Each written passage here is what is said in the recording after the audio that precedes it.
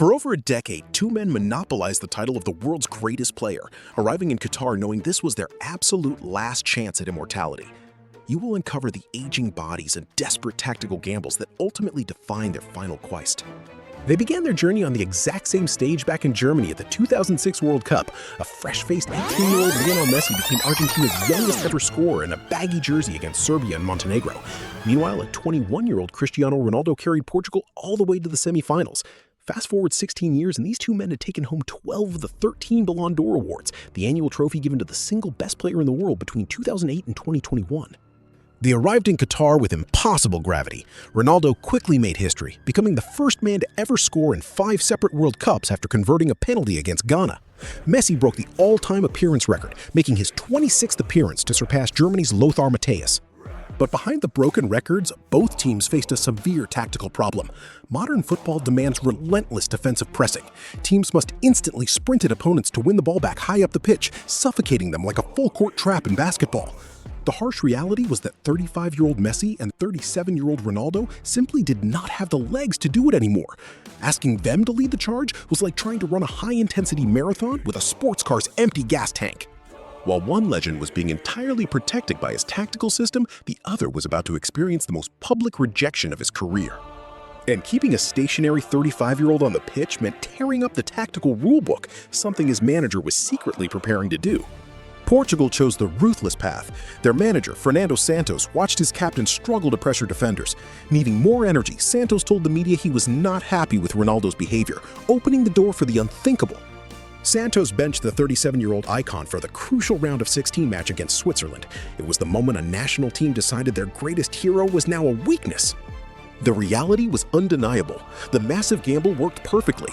His replacement, Gonçalo Ramos, immediately scored 3 stunning goals in a dominant 6-1 victory. It became the cruelest possible validation. Portugal was actually better off without their captain. Left on the bench again for the start of the quarterfinal against Morocco, Portugal crashed out of the tournament.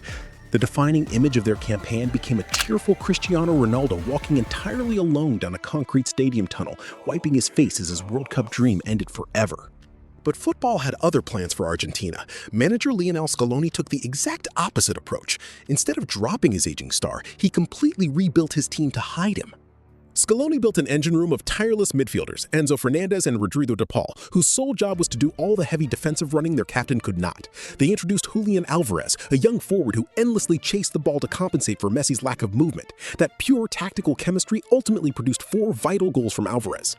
Argentina was so desperate to survive that they tore up their standard playbook in the quarterfinal against the Netherlands. Scaloni abandoned his balanced 4-3-3 starting lineup. He switched to a highly defensive 5-3-2 system using 5 men at the back, like parking an extra tank in front of your base, just to shut down Louis van Gaal's Dutch wingbacks who patrol the outer edges of the pitch. If watching managers rewrite the rules of the game is your thing, we break down tactical shifts like this every week.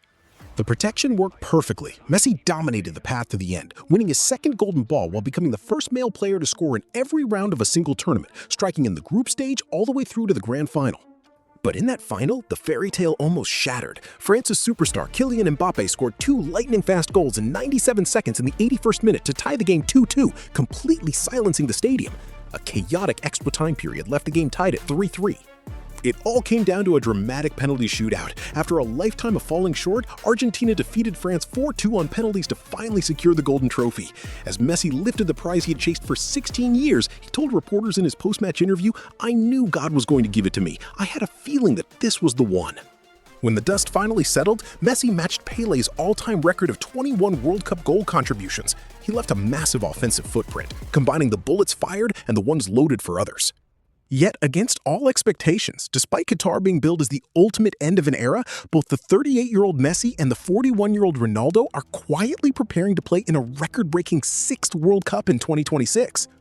Want to know exactly how Scaloni designed this winning system from scratch? Watch our tactical breakdown of Argentina's rebuild next. With both men entering the final chapters of their careers, Qatar was not just a final tournament. It was the absolute close of the greatest era in football history. If you like this, Morocco stunned the world in 2022. In 2026, it won't be a surprise. That's the next one.